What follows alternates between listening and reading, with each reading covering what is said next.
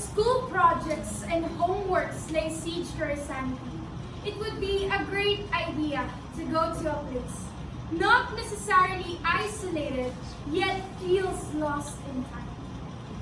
We do need to get outside, away from electronics, get our eyes off the cell phones and talk to real people.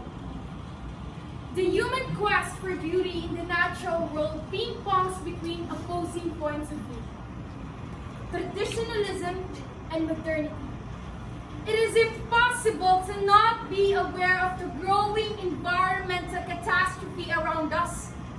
Everywhere we cast our eyes, the sad signs of urban decay looks like a montage of industrialism's crimes against nature, which makes habitat protection an increasingly tough task.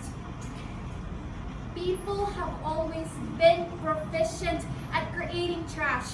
We use up a lot of scarce water. We know fully well the consequences of our petroleum-based lifestyle and ecological ramifications, yet we blame everybody else except ourselves.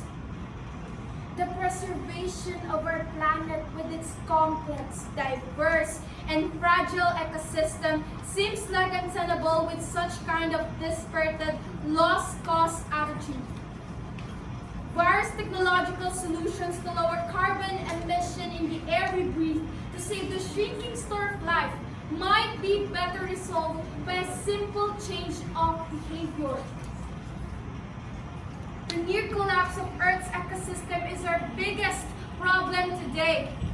It is the clearest example of a society that slowly destroys itself by over-exploiting our resources. Living together in harmony would be difficult to come by in a world that is split by multiple languages and divergent beliefs.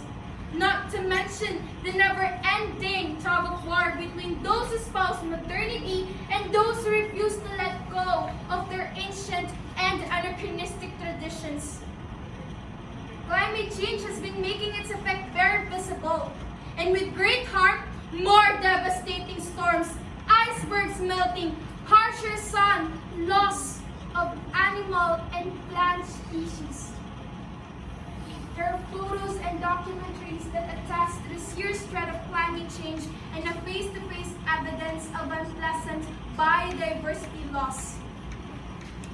Being green is not a trend that fades when the novelty of being an ecological warrior starts to wane. The preservation of our forest ecosystem lies in being aware to the possibility that our environment can heal itself with our concerted efforts so that the space we inhabit in can become ever more natural and free-ranging. If we place a higher value on open spaces where anyone can hike, expand his lung with fresh air, and watch the birds, forest creatures, and insects electrify the air with a variety of their sounds, whoops, clicks, and screams, where the brooks are clean, beaches free of plastic waste, then we can truly call ourselves partners for the good of this planet we cherish as home. We are in a generation that can help restore the finite possibilities of a renewed world. We may be young, but we have the solidity and determination to do all that. What we can learn from such back to basics and rediscovering the pleasure and beauty that is around us will let us understand what lies ahead in our future. We don't have to paint posters with slogans and shout our hearts out in front of television cameras and the social media to let our concerns be heard.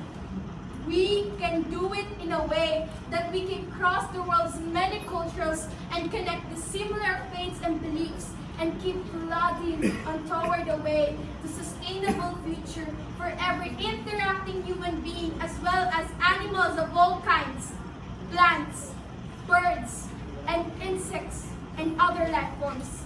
This is the way to be aware of the work of every day. Simple acts of living and realizing together the dream of a healthier. Happily, we're gradually figuring out how we can change the world by paying attention attention to all the ways, big and small, in which we can responsibly coexist. Being green is the utmost important challenge of our times. We will see the day when the world's color and racial variances dissolve and harmonize to be able to live as one in every places that offer strongly to our hearts. It will be the day when lakes sparkle, rainforests are pristine once again, birds sing on quiet mornings, the trees grow tall and beautiful, and butterflies, as big as birds, flatter happily. What God provided us, we should protect and cherish. We owe it to ourselves and to the generations following us. Peace that verified this deratum of all human conditions will reign, and our children's grandchildren will infinitely thank us for this.